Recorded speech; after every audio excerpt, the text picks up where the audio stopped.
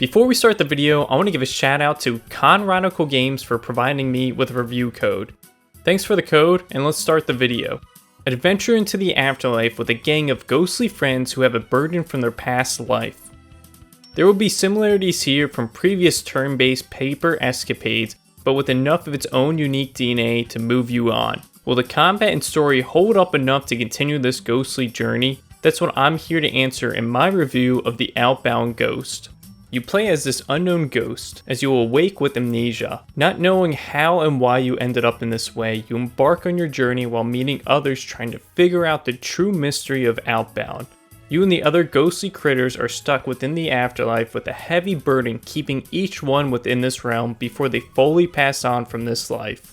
Each chapter has the player controlling a new ghostly friend as you tie the pieces of the story together from the perspective of each character.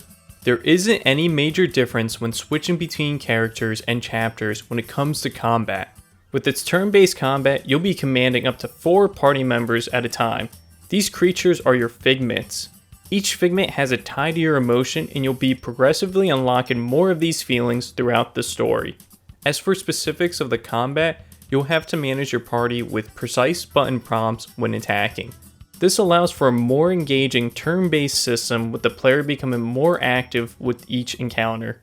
After each battle, you'll be rewarded with XP that is shared among all party members regardless of active members. On top of that, finishing a battle or escaping will restore your team to full HP and SP.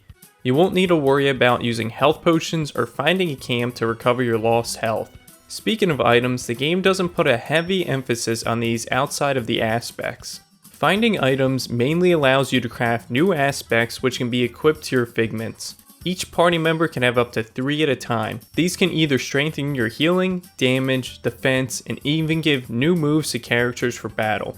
This is the best part for figuring out which ones work for your team and how to fully take advantage of each aspect. Speaking of customization, you'll be able to alter your gameplay in the settings options. You can increase or decrease damage taken, damage done, EXP multiplier, and difficulty, among other options.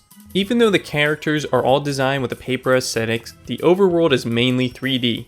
I initially thought that these art styles would be colliding, but they end up complementing each other. The characters are naturally able to fit within this 3D environment, which helps them stand out, allowing you to easily visualize yourself and the NPCs.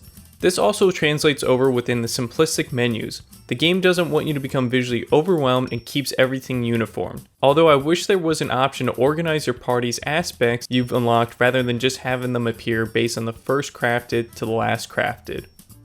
Traveling from the stranded beach to the soggy swamp, your appetite for combat is driven by a lighthearted mystery that is surrounded by a lovable cast. It's delightful seeing these characters grow and overcome their burdens within the afterlife in this 15-hour adventure. The flexibility for party members along with the adjustments you can alter allows the game to be enjoyed by anyone regardless of RPG experience. Even though the dialogue can be heavy at times and repetitive given the themes of the story, the addictive and proactive combat makes it engaging from start to finish.